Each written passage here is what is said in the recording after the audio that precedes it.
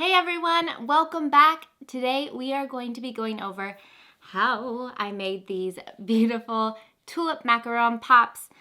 They have rainbow buttercream inside, and I'm gonna take you through the process.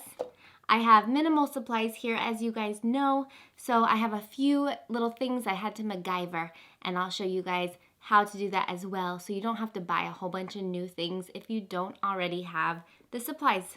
So let's get started and make some tulip macarons to brighten up our day.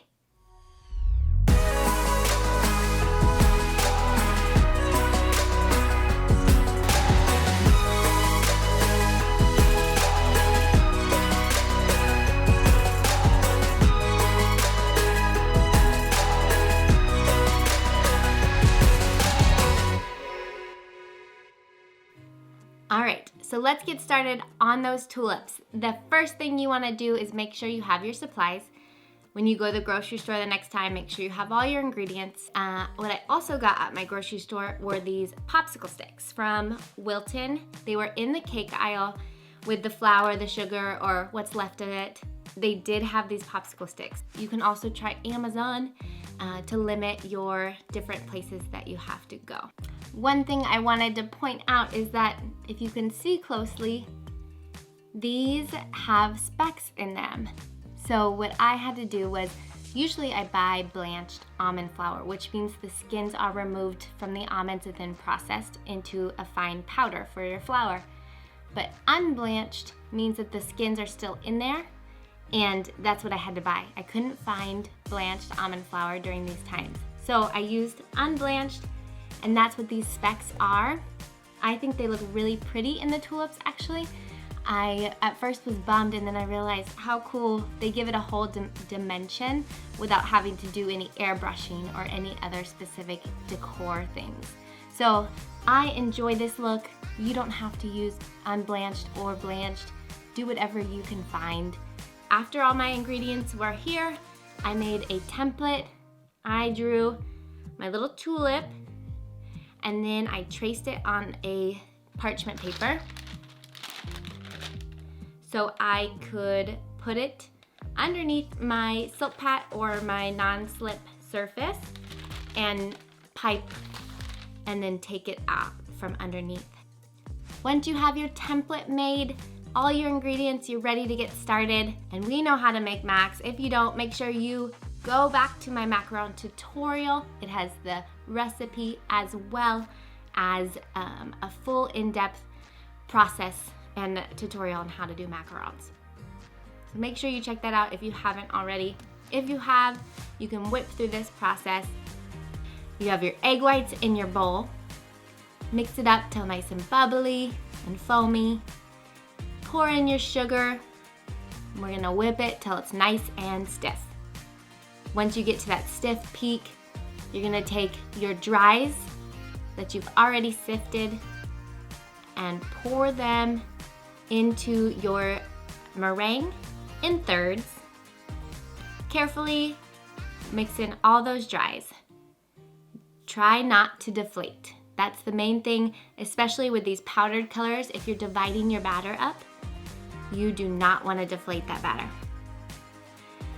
Once you have all your dries mixed in with your batter, you're gonna separate it into different bowls and then add your colorant one at a time to each bowl and mix up each bowl to the right consistency. You want it to be a flowy consistency off your spatula. Put that right into a piping bag and you're ready to go. I only have 2 piping bags here, so I had to MacGyver my little sandwich bag. I used a coupler in my plastic bag, which made it a lot more sturdy and easier to control while piping. So I suggest if you do have a coupler and tips to use that if you're using a sandwich bag, because the way that sandwich bag corners cut, it's not a very nice, clean cut, and you can get jagged edges. So this, especially with a design like this, a nice piping tip will work wonders. So once you have your piping bags filled with your batter of every color you want under the sun, start piping away.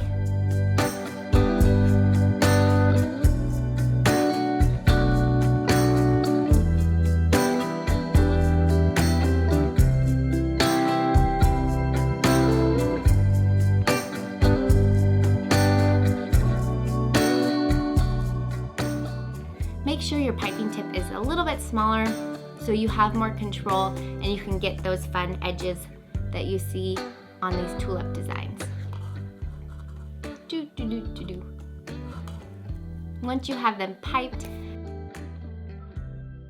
pound out that tray, and you're going to let these sit till there's a nice skin on the outside of the macarons. At this point, set your ovens, preheat those ovens 300 degrees.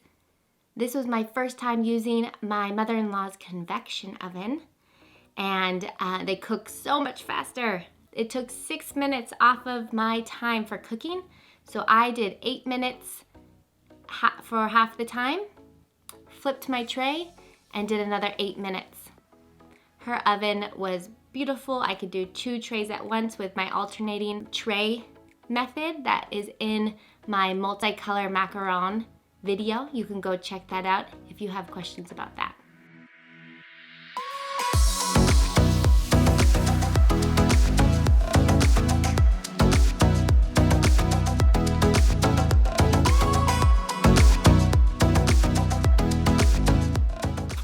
Once they're baked and cooled, you can remove them from their mat and you can fill them. So I made a rainbow of colors. The powdered colors do best if you hydrate it. So I mixed in my powdered color in some cream and then added it to a base buttercream, just a vanilla American buttercream, and then mixed them all up and you got a beautiful array of buttercreams. After you're done mixing all the colors that you want in your buttercreams, you can either put them all in a piping bag and kind of press them to the sides of your piping bag so they stay separate and they pipe out really pretty. Or like I did, you can roll them up into plastic wrap and just roll them up like you're doing a jelly roll.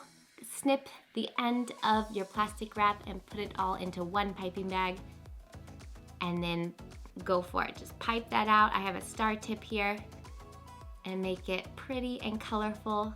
Stick your popsicle stick in the middle. Do a little extra buttercream on it so it will stick to the other side of the macaron shell, and then put them together and you got these gorgeous little sandwiched macarons on a popsicle stick. My daughter just turned 5, so we used them in her cake and just put them on top of her cake, which was really cute. You can also, as you see here, make a little bouquet out of them. M for macaron. You can do whatever you'd like. Put plastic wrap over them and sell them individually as pops. Whatever you want. They are so fun, perfect for Mother's Day. They're perfect for springtime and just bringing more color and fun into our lives right now. You could also airbrush these and it would look beautiful. Airbrush like a line down here and a line down here and make that more of a petal look. Oh, it would look so beautiful. I, however, am not ready to make that kind of mess here in somebody else's home.